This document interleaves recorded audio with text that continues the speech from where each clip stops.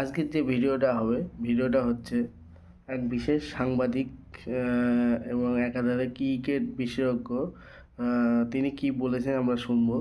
ভারত ও বাংলাদেশ যে 20 তারিখে ম্যাচ আছে চ্যাম্পিয়ন্স ট্রফি, সেটা বলে সবথেকে হাই ভোল্টেজ ম্যাচ।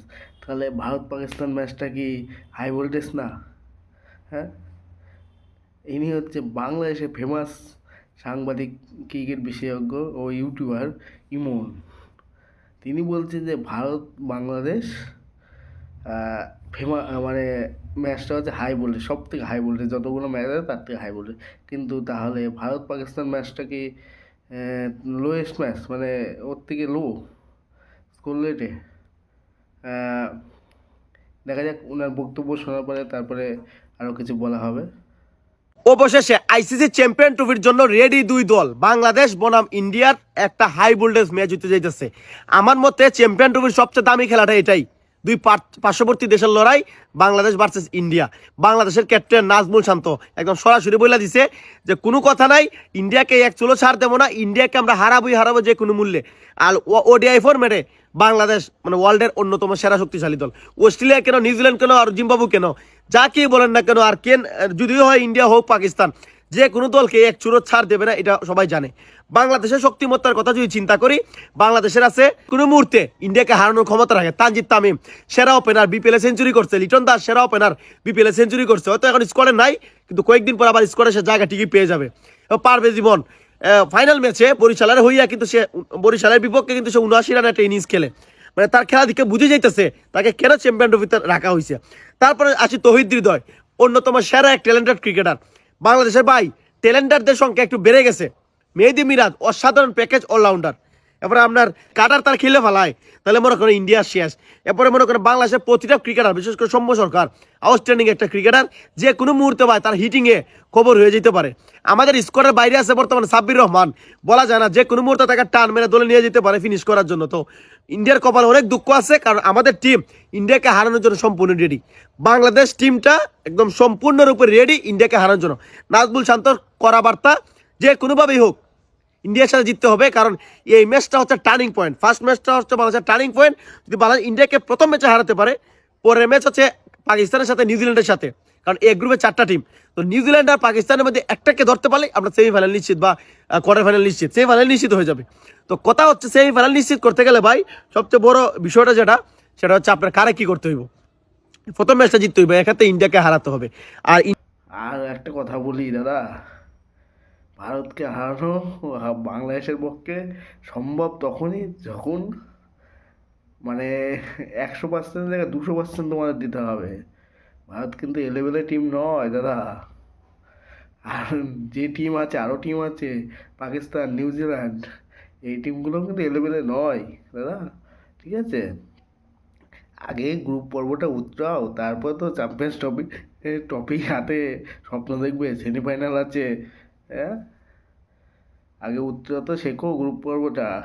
আগের যে চ্যাম্পিয়ন্স ট্রফির যে ইয়েগুলো, মানে গত আসরগুলো হয়েছে তার খেলাগুলো দেখে আসো, তারপরে তোমরা বলো ভবিষ্যৎবাণী। ঠিক আছে, ভবিষ্যৎবাণী করার আগে গত ম্যাচের প্রেডিকশনগুলো ভালো করে দেখে আসো, যে কী হয়েছে ভারতের সাথে বাংলাদেশের অবস্থা। ঠিক আছে, খেলা হবে 20 তারিখ। 20 তারিখ তোমার সাথে, মানে ভারতের সাথে বাংলাদেশের দেখা হবে, সেই দিন দেখবো যে তোমার ভবিষ্যৎবাণী আর ক্রিকেট বিশেষজ্ঞ কতটা হয়েছে। সেই দিন মাঠে হবে। ঠিক আছে। ইন্ডিয়ান স্কোয়াডের কথা যদি বলি, ভাই রে ভাই, ওয়ার্ল্ড ক্রিকেটের সেরা এবং অন্যতম একটা স্কোয়াড হচ্ছে ইন্ডিয়ার। ইন্ডিয়াকে হারানো অনেকটা দেশের জন্য স্বপ্ন, বাংলাদেশের জন্য স্বপ্ন হতে পারে, কিন্তু বাংলাদেশ ভালো খেলে এটা পূরণ হতে পারে, স্বপ্ন সত্য হতে পারে। ইন্ডিয়ার কথা যদি বলি, বিরাট কোহলি, রোহিত শর্মা, যদি রোহিত শর্মা ফর্মে ছিল না, ফর্মে চলে আসছে। বিরাট কোহলিকে নিয়ে চিন্তা বলা যায় না, লাস্ট ওডিআইতে সেঞ্চুরি করে ফর্মে আসতে পারে। বাংলাদেশের সাথে খেলা এর আগে রোহিত শর্মা ফর্মে ফিরছে, এটা বাংলাদেশের জন্য কষ্টের কারণ, চিন্তার কারণ।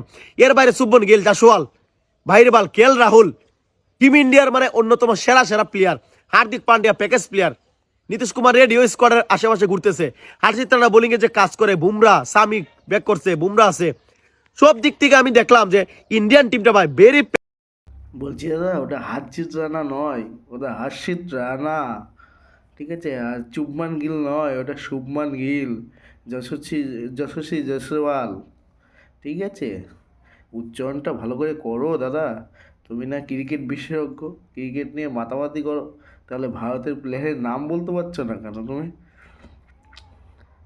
আর বলছি দাদা, বিরাট কোহলিকে নিয়ে চিন্তা করতে হবে না দাদা। বিরাট কোহলি যখন ফর্মে ফিরবে, এমনি বিরাট ওর নাম, ফর্মে ফিরলে বাংলাদেশের প্রতি সুনামি বয়ে যাবে, ঠিক আছে?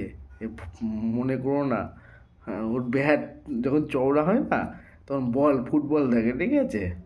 দেখেছো তো গত ম্যাচে ইংল্যান্ড আর ইন্ডিয়ার ম্যাচটা? যদি দেখে থাকো, রোহিত শর্মা ফর্মে ছিল না করে ফর্মে ফিরেছে, দেখেছো কী করেছে?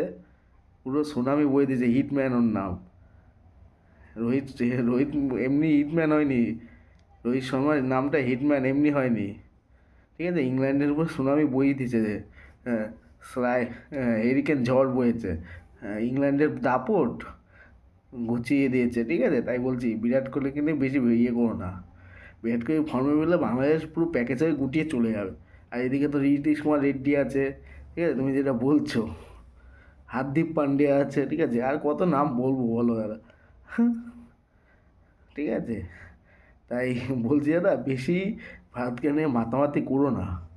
মানে যদি এরা ফর্মে ফেরে, এদের আমাদের বাংলাদেশে একটা প্লেয়ার প্যাকেজ হয়ে বাড়ি চলে যাবে, ঠিক আছে?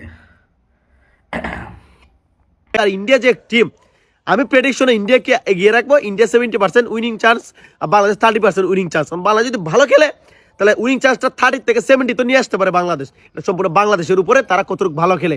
বাংলাদেশের বোলিংয়ের উপর আমার যথেষ্ট আস্থা বিশ্বাস আছে। আর ব্যাটিংটা যদি তারা লক্ষ্য যখন না করে, উল্টাপাল্টা না করে, রানটা করতে পারে, 300+ রান করতে পারে, বা 290 থেকে 80 করতে পারে, ইন্ডিয়াকে ধরে নেওয়া সম্ভব। কারণ বাংলাদেশ অন্যতম সেরা ওডিআইতে একটা টিম। আর ইন্ডিয়ার কথা যদি বলি, ভাই ইন্ডিয়া কেউকে এক চুল ছাড় দেবে না। চ্যাম্পিয়ন ট্রফির চ্যাম্পিয়ন হওয়ার দাবি রাখে টিম ইন্ডিয়া। তারপরও দেখা যাক আসলে কি হয়, কারণ অ্যাক্সিডেন্টের কথা তো বলা যায় না। বাংলাদেশ চাইলেই ইন্ডিয়াকে হারাতে পারে। এই ধরনের এটা কি বললেন দাদা? বাংলাদেশ চাইলেই ইন্ডিয়াকে হারাতে পারে? ইন্ডিয়াকে হাতের মোয়া নাকি রে দাদা? হুম? যে চাইলে হারিয়ে দেবো? একটু আগে কি বললেন? বললেন ইন্ডিয়া 70% উইনিং চান্স আর বাংলাদেশ 30%। তাহলে চাইলেই কি হারানো যায়? দাদা 20 তারিখে মাঠে আসুন, মোকাবেলা হবে মাঠে। মুখে মোকাবেলা করে লাভ নেই, মাঠে মোকাবেলা করতে আসুন। 20 তারিখের পর 21 তারিখে আপনার ভিডিওর আবার জবাব দেওয়া হবে, ঠিক আছে? সেদিন দেখবো যে ইন্ডিয়া জিতেছে না বাংলাদেশ জিতেছে, না বাংলাদেশ প্যাকেজ হয়ে বাড়ির দিকে রওনা দিয়েছে ফ্লাইটের টিকিট কাটে। এটা ভাববেন না। ইন্ডিয়ার বদলে আরও দুটো ইন্ডিয়াকে হারাতে হবে, তারপরে আবার নিউজিল্যান্ড আছে, পাকিস্তান আছে, তারপরে তো সেমিফাইনাল। হ্যাঁ, গ্রুপে আরও দুটো ম্যাচ আছে। তারাও কিন্তু নাকে সর্ষে তুলতে ঘুমাচ্ছে না। হ্যাঁ, তারাও যথেষ্ট শক্তিশালী টিম, ঠিক আছে? আর পাকিস্তানের মাটিতে পাকিস্তানকে হারানো, হারিয়ে দেখাও। এটা জিম্বাবুয়ে বা ইয়ে না, নেপাল ফেপাল না এগুলো, ঠিক আছে? জিম্বাবুয়েকে হারাতে খুব ভালো লাগে, নেপালকে খুব হারাতে ভালো লাগে। আফগানিস্তানের সাথে তো 1-0 হয়ে যায় বাংলাদেশ। আর কোথায় ভারত, পাকিস্তান আর হ্যাঁ, নিউজিল্যান্ড, ঠিক আছে? খেলা তো হবে মাঠে, সময় বলে দেবে। হ্যাঁ, তবে 70% আবার 100% না হয়ে যায় ভারতের জন্য উইনিং চান্স, ঠিক আছে? ঠিক আছে বন্ধুরা, আজকে ভিডিও এই পর্যন্তই। ভালো লাগলে শেয়ার, লাইক, কমেন্ট, সাবস্ক্রাইব করে দেবেন। Thank you.